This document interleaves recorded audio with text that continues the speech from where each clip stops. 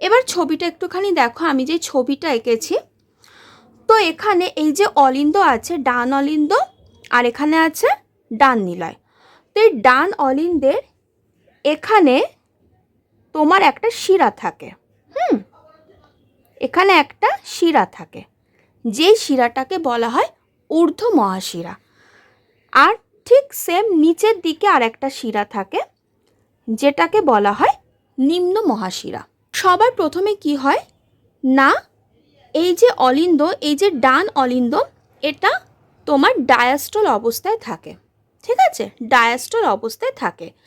তখন কি হয় না, সারা দেহে যে দূষিত রক্ত আছে, মানে যেটাকে বলা হয় CO2 যুক্ত রক্ত, সেই রক্তটা এই ঊর্ধ্ব মহাশিরা আর নিম্ন মহাশিরা দিয়ে ডান অলিন্দে এসে ফুল হয়, ঠিক আছে। তো আমি দেখো এই যে তীরচিহ্ন দিয়ে দিয়েছি, এই তীরচিহ্ন মানে এখান থেকে রক্ত যাচ্ছে, তাহলে এই রক্তটা কি দূষিত রক্ত, মানে CO2 যুক্ত রক্ত। তো এই রক্তটা এসে তোমার কোথায় এসে স্টোর হচ্ছে না, ডান অলিন্দে এসে স্টোর হচ্ছে। তা ডান অলিন্দ তাহলে এখন কি হয়ে গেল, পুরো সিস্টল হয়ে গেল।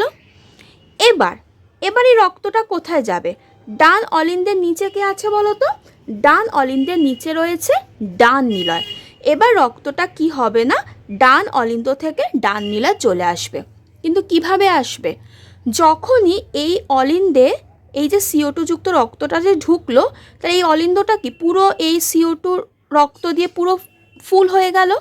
তখন এদের সংযোগস্থলে যে কপাটিকাটা ছিল, একটু আগে আমি যেটা লিখলাম ত্রিপত্র কপাটিকা, এই ত্রিপত্র এখানে থাকবে, তাহলে ত্রিপত্র কপাটিকা, এটা তখন কি হয়ে যাবে না, খুলে যাবে।